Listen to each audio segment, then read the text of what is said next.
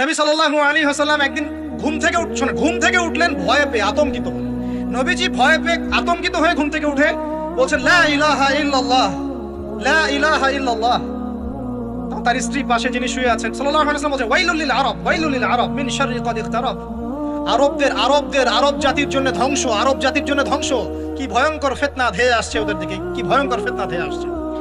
এবং তিনি হাতের ইশারা করে দেখালেন এইভাবে যে আজকে, নবীজি বলছেন 1400 বছর আগের কথা, 1445 বছর আগের কথা, 1445 বছর আগে নবীজি বলেছেন আজকে, ওই সময় আজকে ইয়াজুজ আর মাজুজের যে দেয়ালের কথা মনে আছে?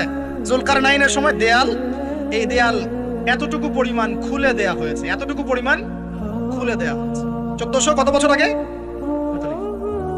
তখন তার স্ত্রী বলছেন আনুহলিক ওয়া ফিনা সালিহিন, আনুহলিক ওয়া ফিনা সালিহিন ইয়া রাসূলুল্লাহ, হে আল্লাহর রাসূল সাল্লাল্লাহু আলাইহি ওয়াসাল্লাম, আমাদের মধ্যে ভালো মানুষরা থাকা সত্ত্বেও কি আমরা ধ্বংস হয়ে যাব?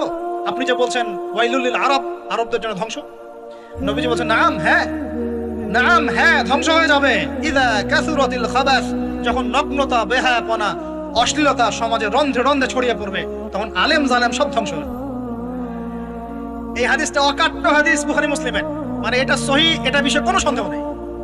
তাহলে নবীজি 1445 বছর আগে বলছেন যে আরবদের জন্য ধ্বংস ধেয়ে আসছে, এবং দেয়াল এভাবে খুলে দেয়া হয়েছে। কাদের দেয়াল? ইয়াজুজ আর মাজুজ। আর ইয়াজুজ আর মাজুজের সাথে আরবদের ধ্বংসকে সম্পর্কিত করা হলো না? ইয়াজুজ আর মাজুজের সাথে আরবদের ধ্বংসকে সম্পৃক্ত করা হলো এবং বেহায়াপনাকে সম্পৃক্ত করা হলো, তাই না? বুঝতে পারছেন? আরব জাতির ধ্বংসের সাথে ইয়াজুজ মাজুজকে কানেক্টেড করা হলো এবং অশ্লীলতাকে, কি বলেন, অশ্লীলতাকে কানেক্টেড করা হলো। এখন আপনি চিন্তা করে দেখেন, সারা বিশ্বে পর্নোগ্রাফি কারা ছড়িয়ে দিয়েছে? বলেন বলেন দেখি। কি বেহায়াপনা না? সমাজের ইযা কাসুরাতিল খাবাস, যখন সমাজের রন্ধ্রে রন্ধ্রে বেহায়াপনা ছড়িয়ে পড়বে, ছড়িয়ে পড়ে নাই? মিলান, হাদিসটা মিলান। সমাজের এই মেয়েদের, এই যে ফ্যামিলিস্ট রেভলিউশন কারা ছড়িয়ে দিয়েছে? ফ্যামিলিস্ট রেভলিউশন কারা ছড়িয়ে দিয়েছে? ওরা। সমাজে মেয়ে ছেলে একসাথে চলবে একই পোশাকে, কারা ছড়িয়ে দিয়েছে? সমাজে মেয়েদের বেপরদায় চলার এই সংস্কৃতি কারা ছড়িয়ে দিয়েছে? মাদক আর সুদের সংস্কৃতি কারা ছড়িয়ে দিয়েছে? জেনা, ব্যভিচার, পর্নোগ্রাফি, এগুলো কারা ছড়িয়ে দিয়েছে? পৃথিবীর এমন কোন রাষ্ট্র বাকি রাখে নাই তারা এগুলো ছড়াতে, এমন কোন রাষ্ট্র বাকি নেই। তাহলে সব জায়গায় ছড়িয়ে পড়বে না ইয়াজুজ মাজুজের ফিতনা? ছড়িয়ে পড়েছে। আল্লাহ পাক আমাদেরকে এই পশ্চিমা গোলক ধাঁধা থেকে হেফাজত করুন। আমিন। আমাদের সংস্কৃতি নিয়ে আমরা বুক ফুলে বাঁচবো ইনশাআল্লাহ, আমাদের সংস্কৃতি নিয়ে আমরা চলবো ইনশাআল্লাহ। আমাদের কোরআন আছে, হাদিস আছে, আমাদের নবী আছেন, আমাদের সাহাবীরা আছেন, আমাদের দ্বীন আছে ইনশাআল্লাহ। আমাদের অন্য কাউকে প্রয়োজন আছে? এই যে প্রযুক্তিগত কথাগুলো বললাম, একটু মাথা খাটান, এগুলো আমরাই তৈরি করতে পারবো ইনশাআল্লাহ। সব ঢেলে সাজানো যাবে ইনশাআল্লাহ তাআলা। আল্লাহ পাক আমাদেরকে বোঝার তৌফিক দান করুন। তাহলে 1 নাম্বার কি বলেছিলাম ভাই? ইলম অর্জন। 2 নাম্বার ইলম অনুযায়ী আমল। আর এই আমলটা কি শুধু ব্যক্তি জীবনে না, জীবনের সব ক্ষেত্রে? আল্লাহ কবুল করুন। 3 নাম্বার নিজের পরিবারের যত্ন নিন। নিজের ইলম অর্জন করেছেন, আমল করছেন, এখন অনেক বড় বড় কথা অনেকে বলবে, আগে পরিবার ঠিক করেন। আগে কি করবেন? ব্যাস, পরিবার বলতে আপনার স্ত্রী সন্তান। কারণ বাবা মাকে দাওয়াত দেওয়া যাবে, বাবা মাকে গালমন্দ করা যাবে না, বকাঝকা করা যাবে না। বাবা নামাজ পড়েন, আপনি কি মাই দিতে পারবেন? মা নামাজ পড়েন, আপনি কি মাই দিতে পারবেন? পারবেন না। তবে এই যুগে কিছু হতভাগা আছে, এরা বাপ মাকেও গায়ে হাত তোলে না। এই যুগে এমন কিছু হতভাগা ছেলে মেয়ে জন্ম হয়েছে, আল্লাহ মাফ করুক, এরা পিতা মাতার সাথেও কি জঘন্য আচরণ করে। পিতা মাতা দোয়া নিবেন, যাদের সাথে পিতা মাতা দোয়া থাকে জীবনে সফল হবে ইনশাআল্লাহ। যার সাথে পিতা মাতার দোয়া নাই, অবস্থা খারাপ। আল্লাহ মাফ করুক আমাদেরকে। এখন পরিবার বলতে আপনার স্ত্রী সন্তান প্রথম প্রায়োরিটি পাবে, আর পিতা মাতাকে আপনি দাওয়াত দিবেন, নসিহত করে বোঝানোর চেষ্টা করবেন। আপনার সন্তান যদি 10 বছর বয়সে নামাজ না পড়ে, তখন তাকে আপনি পিটাতে পারবেন, কিন্তু আপনি বাবাকে মারবেন পারবেন? আর পরিবারের কিছু বিষয়ে এটা আপনি পাবেন প্যারেন্টিং বইয়ের মধ্যে। আর আল্লামা তকি উসমানী দামাত বারাকাতুহু শাইখের একটা কিতাব আছে, ইসলাম ও পারিবারিক জীবন। ইসলাম ও পারিবারিক জীবন, এই বইটা পড়লে আপনি অনেক কিছু জানতে পারবেন। আমি ডিটেলস বলে দেওয়ার সময় পাচ্ছি আজকে। এক কথায়, পরিবারের মধ্যে তাওহীদ থাকবে, শিরক থাকবে না, ঠিক আছে? পরিবারের মধ্যে সুন্নতের চর্চা থাকবে, কোনো বেদাত থাকবে না। পরিবারে হালাল রিজিক থাকবে, কোনো হারাম ঢুকবে না। পরিবারের বিয়ে করব যখন, দিনদারিতা দেখে মেয়ে চুজ করব, সৌন্দর্য, শ্বশুর, টাকা পয়সা দেখে নয়। হ্যাঁ, সৌন্দর্য থাকতে পারে, সৌন্দর্য থাকলে নূরুন আলা নূর, আরো ভালো। কিন্তু যদি মেয়েটা এই যে আমাদের এখনকার সুন্দরী বলতে আপনারা যাদেরকে বোঝেন, নাম নিচ্ছি না, তাদের মতো সুন্দরী নাও হয়, মন খারাপ করার কিছু নাই। এগুলো সব আর্টিফিশিয়াল সুন্দর। কি সুন্দর? আসল সৌন্দর্য হচ্ছে কলবে। আসল সৌন্দর্য কোথায়? কলবে। আর তাদের কাছে যা আছে আপনার স্ত্রীর কাছে তাই আছে। এমন এক্সট্রা অর্ডিনারি কিছু নাই ওদের কাছে। যা আপনার স্ত্রীর কাছে আছে তা তাদের কাছে সেম জিনিস, সেম। এখানে এত বেশি লোভনীয় হওয়ার কিছু নাই। পর্নোগ্রাফি দেখতে দেখতে মানুষের মাথাটা এমন নষ্ট হয়ে গেছে, নিজের স্ত্রীকে এখন আর ভালো লাগে না, মানুষের বউকে ভালো লাগে, তাই না? এটার একমাত্র কারণ পর্নোগ্রাফি দেখা। যারা পর্নোগ্রাফিতে আসক্ত, আল্লাহ পাকের কাছে তওবা করবেন, বের হয়ে আসবেন, না হলে আপনি জীবনে কখনো সুখী হতে পারবেন না। আপনি মন থেকে কখনো কনফিডেন্ট থাকতে পারবেন না, সুখী হতে পারবেন না। আল্লাহর সামনে দাঁড়ায় চোখের পানি ফেলতে পারবেন না, চোখটা নষ্ট হয়ে গেছে। তো আল্লাহ পাক আমাদের যুবক ভাইদেরকে পর্ন থেকে হেফাজত করুন। নিজের দৃষ্টি নত রাখবেন, ইনশাআল্লাহ আল্লাহ পাক আপনাকে খাদিজা রাদিয়াল্লাহু আনহার মতো স্ত্রী দিবেন ইনশাআল্লাহ তাআলা। আল্লাহর প্রতি ভরসা রাখেন, আল্লাহ পাকের কাছে যা চাবেন ইনশাআল্লাহ পাবেন। আল্লাহর প্রতি যে ধারণা রাখবেন আল্লাহ তেমনই হবেন ইনশাআল্লাহ। কেউ যদি ধারণা রাখে আল্লাহ আমার সাথে নাই, আল্লাহ আমাকে দিবে না, আল্লাহ তার সাথে থাকবে না। কে ধারণা রাখে আল্লাহ আমার সাথে আছে, আল্লাহ আমার সাথে আছে, আল্লাহ আমাকে বুঝেন, আল্লাহ আমাকে দিবেন, আল্লাহ অবশ্যই দিবেন ইনশাআল্লাহ। ওয়া মান ইয়াতাওয়াক্কাল আলাল্লাহি ফাহুয়া হাসবুহ। যে ব্যক্তি আল্লাহর প্রতি তাওয়াক্কুল করে আল্লাহ তার জন্য একদম যথেষ্ট হয়ে যাবে। হাসবুনাল্লাহ ওয়া নি'মাল ওয়াকিল। বলেন হাসবুনাল্লাহ ওয়া নি'মাল ওয়াকিল। স্ত্রী চুজ করবেন কি দেখে? শ্বশুরের টাকা, যৌতুক নেবেন, দিনদারিতা। আর দিনদারিতা কি বাইরের বোরখা দেখেই ফিক্স করা যাবে? বোরখাওয়ালা মেয়েরা তো এখন গ্রামে গঞ্জে, হাট বাজারে, সব জায়গায় কফি শপে বসে বসে ট্রেডিং করছে। বলেন আদর্শ পরিবার গঠন করা। কোন বইয়ের নাম বললাম? কার বই পড়বেন? আল্লামা তাকি উসমানী দামাত বারাকাতু। বইটার নাম কি? ইসলাম ও পারিবারিক জীবন। ইসলাম ও পারিবারিক জীবন। কিনতে পারবেন তো ইনশাআল্লাহ? বন্ধুদের সাথে চা খেতে বসলে 1000 টাকা বিল হয়, এখন 500 টাকা বিল হয় না? একটা বই কিনতে 200 টাকা লাগে না। কিনতে পারবো কিনা? যারা বই কিনে বইয়ের প্রতি মহব্বত রাখবে আল্লাহ ওদেরকে ইলম দান করবেন ইনশাআল্লাহ। আমি একদিন বলেছি না, বই নিয়ে একটা লেকচার দিয়েছি না? বই কিনতাম টাকা বাঁচিয়ে। বিশ্বাস করেন এখন বই হাদিয়াই পড়ে শেষ করতে পারি না আমরা। হাদিয়ার পর হাদিয়া বই পড়ে আছে বাসা, শেষই করতে পারছি না। বইয়ের প্রতি মহব্বত রাখেন, আল্লাহ পাক আপনাকে অনেক জ্ঞান দিবে ইনশাআল্লাহ। 4 নাম্বার, খুব শর্ট করে শেষ করছি। 4 হচ্ছে আমাদের রিজিকটা হালাল করতে হবে। রাজি আছি ইনশাআল্লাহ? রিজিক হালাল মানে কি? রিজিকের মধ্যে কোনো সুদ থাকবে না। রিজিকে কোনো সুদ যে খায় সে মায়ের সাথে জেনা করে। সুদ যে খায় সে আল্লাহ এবং তার রাসূলের সাথে যুদ্ধ করে। আমি এমন একজন ব্যক্তির কথা শুনেছি যে সুদ খেত, আল্লাহ মাফ করুক তাকে, আল্লাহ মাফ করুক।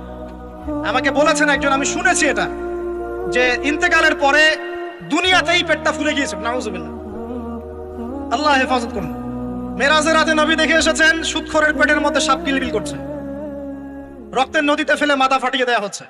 আল্লাহ এবং তার রাসূলের সাথে যুদ্ধ করে কেউ সফল হতে পারবে? আল্লাহর ওয়াস্তে সুদের চাকরিটা ছেড়ে দেই ভাই, আল্লাহর ওয়াস্তে ছেড়ে দেই, সুদের চাকরি ছেড়ে দেই। আল্লাহর হাতে আমার রিজিক, আল্লাহই খাওয়াবেন ইনশাআল্লাহ। সারা দুনিয়ার লক্ষ কোটি মাখলুককে আল্লাহ যদি খাওয়াতে পারেন, আমাকেও সুদ ছাড়া খাওয়াতে পারেন। খালি ধৈর্য ধরেন, রিজিক আসবেই ইনশাআল্লাহ। আর যেখানে ঘুষ সেখানে নাই, যেখানে ঘুষ সেখানে আমি নাই। এখানে ভাই যদি কোনো সরকারি কর্মকর্তা থাকেন বা কেউ যদি ঘুষের সাথে সম্পৃক্ত থাকেন, সরকারি বেসরকারি যেই হন, আজকে রাত্রে বাসায় গিয়ে খাস তওবা করে নেন। আল্লাহ, আমি জীবনে যত অর্থনৈতিক অন্যায় করেছি আমাকে মাফ করুন। আল্লাহ পাক মাফ করে দিবেন ইনশাআল্লাহ। এবং আগামী জীবনে ঘুষমুক্ত জীবন যাপন করার চেষ্টা করি, আল্লাহ তৌফিক দান করুন। অমুসলিমরা এখন এইসব সংস্কৃতি মেনে চলে, মুসলিমরা কেন মানবে না? মানা উচিত কিনা? আল্লাহ তৌফিক দান করুন। আর ব্যবসার মধ্যে কিন্তু অনেক রিজিক আছে। 10 ভাগের 9 ভাগই কোথায়? ব্যবসায়। শুধু চাকরির পিছনেই ছুটবেন না। আর চাকরি যদি করেন অনেস্টির সাথে করবেন, উদ্যোক্তা হন, অর্থনৈতিকভাবে নিজেকে স্বাবলম্বী করার চেষ্টা করেন, তারপরে বিয়ে শাদী করতে যান। আল্লাহ পাক তৌফিক দান করুন। না হলে ছেলে মানুষের সম্মান কমে যায়, ছেলে মানুষকে হাত পাততে হলেই সম্মান কমে যায়। তো প্রিয় ভাইরা, 4 নম্বর নসিহত খুব সংক্ষিপ্ত করে, আমাদের রিজিক হতে হবে কি ভাই? হালাল। আমি এমন আলেমকে চিনি, এমন আলেমের সোহবতে গিয়েছিলাম যে বাহিরের হোটেলের মুরগির গোশত, গরুর গোশত খায় না। অবাক হলেন তাই না? হজ করতে গিয়েছে, সেখানেও খায় না, ফল খেয়ে থাকে, কারণ রুটি খেয়ে থাকে, দুধ খেয়ে থাকে। কারণ এই মুরগি যে জবাই করার সময় বিসমিল্লাহ বলা হয়েছে কোনো গ্যারান্টি নাই। এই গরু জবাই করার সময় বিসমিল্লাহি আল্লাহু আকবার বলা হয়েছে কোনো গ্যারান্টি নাই। এখানে যদি ব্যবসায়ী ভাইরা থাকেন, আমি নসিহত করব, অনুরোধ করব, সব সময় জবাই করার সময় আল্লাহর নাম নিয়ে জবাই করুন। আপনাদের হোটেলের এই পণ্য সবাই খাচ্ছে, একজনের জন্য সবাইকে হারামখোর বানাবেন না। আল্লাহর ওয়াস্তে মানুষকে হারামখোর বানাবেন না। বিসমিল্লাহি আল্লাহু আকবার বলে জবাই করবেন। আল্লাহ পাক তৌফিক দান করুন। সন্দেহ আছে না একটা? আচ্ছা, অতএব হালাল খাওয়ার চেষ্টা করি, আল্লাহ পাক তৌফিক দান করুন। এমন অবস্থা, মানুষ দাওয়াত দিলে আমরা এখন বলি, আমরা বলি যে আল্লাহর কসম দিয়ে বলছি, আপনি নিশ্চিত করেন এর মধ্যে কোনো হারাম টাকা নাই, তাহলে খাবো ভাই, না হলে খাবো। নিশ্চিত করতে পারলে খাবো, না হলে খাবো না। এভাবে রিজিকটাকে শক্ত করে হালাল করার চেষ্টা করি। আল্লাহ আমাদের সবাইকে তৌফিক দান করুন, আমিন। একটা দোয়া পড়লে হালাল রিজিক পাওয়া যায়, আমার সাথে পড়েন। আল্লাহুম্মা ইকফিনি বিহালালিকা আন হারামিকা ওয়া আগনিনি বিফাদলিকা আম্মান সিওয়াকা। এই দোয়াটা পড়লে ইনশাআল্লাহ হালাল রিজিকের প্রাচুর্য আসে। আল্লাহ তৌফিক দান করুন। আর পাঁচ নাম্বার হচ্ছে ভাই, ইলম অর্জন, আমল, পরিবার গঠন এবং হালাল খাবার সাথে আমাদের সবাইকে, প্রত্যেক মুসলিম ভাইকে, শুধু আলেম, দায়ী, মুআল্লিম, ইমাম সাহেব তাদের জন্য নয়, প্রত্যেক মুসলিম ভাইকেই কমপক্ষে পার্ট টাইম দাওয়াতি কাজ করতে হবে। রাজি আছি?